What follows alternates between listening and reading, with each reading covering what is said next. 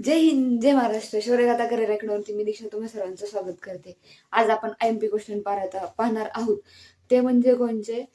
भारतातील पहिले गव्हर्नर आणि व्हाईसरॉय, ज्यांनी इंग्रजांनी जे आपल्यावरती राज्य केलं 150 वर्ष, तर त्यांनी काही चांगलेही कायदे केले, काही चांगले कायदे नव्हते. पण पहिला प्रश्न बघू. त्यांचे काही चांगलेही कायदे आणि काही वाईटही कायदे होते.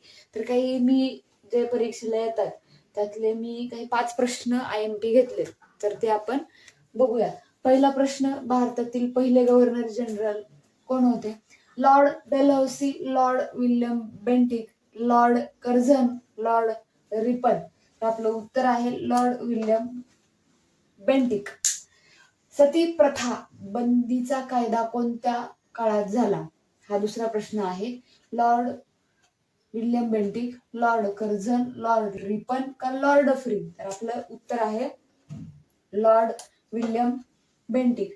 सती प्रथा काय होती? तर थोडक्यात जर विचार केला तर एखादी स्त्री जिवंतपणे तिच्या पतीच्या अंतिम यात्रा जी असायची त्याच्यावरती बसायचं, किंवा ते आपल्या थोडक्यात भाषेत जर पकडायला गेलं तर एखाद्या व्यक्ती मृत्युमुखी जर पडला असेल, त्याची पत्नी जर असेल तर ती विधवा असायची.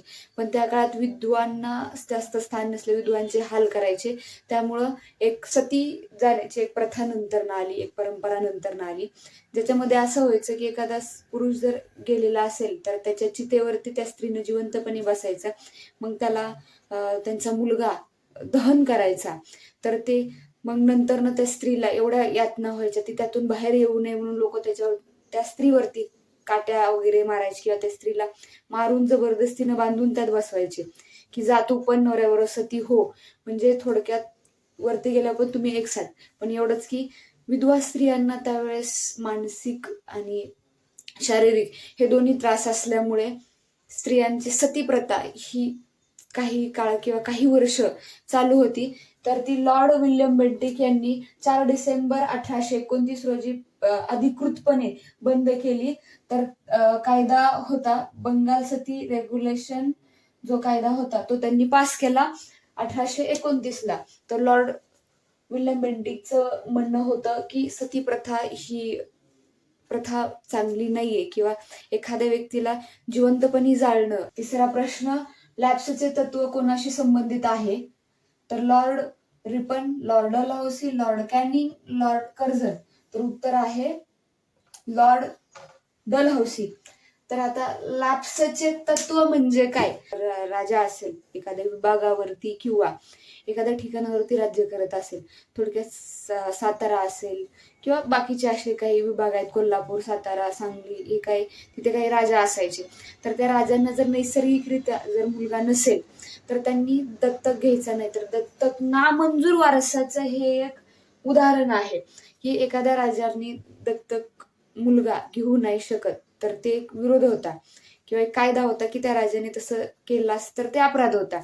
ज्या राजांना मुलगा नाहीये आणि ते नंतरनं त्यांचं ते वारले, तर त्याच्यानंतरनं राज्य कोणी बघायचं? तर ईस्ट इंडिया जी कंपनी आहे त्या कंपनीमध्ये ते राज्य ईस्ट इंडिया कंपनी जी होती, म्हणजे थोडक्यात ब्रिटिश ईस्ट इंडिया कंपनीचा संस्थानाचा एक भाग नंतर विलीन होऊन ते झालं.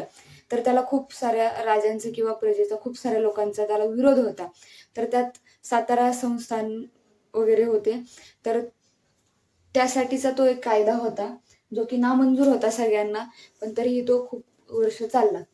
तर आपला चौथा प्रश्न आहे, भारताचे पहिले व्हाईसरॉय कोण होते? Lord Dalhousie, Lord Canning, Lord Minto, Lord Curzon. तर आपलं उत्तर आहे लॉर्ड कॅनिंग. लॉर्ड कॅनिंग हे आपलं उत्तर आहे. भरती करणाऱ्या मुलांना एकच म्हणेल, अभ्यास चांगल्या पद्धतीने करा. कारण ज्यावेळेस आपण संघर्ष करतो त्यावेळेस आपल्यासोबत कुणीही उभं राहत नाही. ज्यावेळेस आपण सक्सेस होतो त्यावेळेस म्हणतात हा अमक्या अमक्याचा मुलगा आहे, मला माहित होतं तो करणार आहे. पण असं कुणीही नाही म्हणत, मला चांगला अनुभव आहे. त्यामुळे एकच सांगेन, संघर्ष करत राहा. संघर्षामध्ये जरी आपल्या कुणी सोबत नसेल, ज्यावेळेस आपलं चांगलं होतं त्यावेळेस खूप सारे लोक तुमच्या सोबत असतात. आणि जे लोक तुम्हाला म्हणतात ना तू होणार नाही किंवा नाहीच होणार, तुझ्यात ती कॅपॅसिटी नाहीये.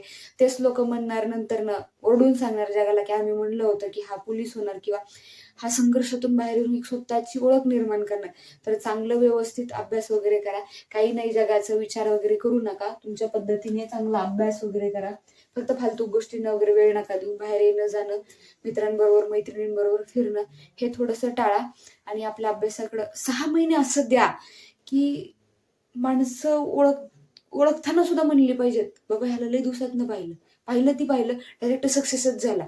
6 महिने असं गायब व्हा म्हणजे अभ्यास करा. गायब व्हा नाही तर जाचाल तिसरीकडे.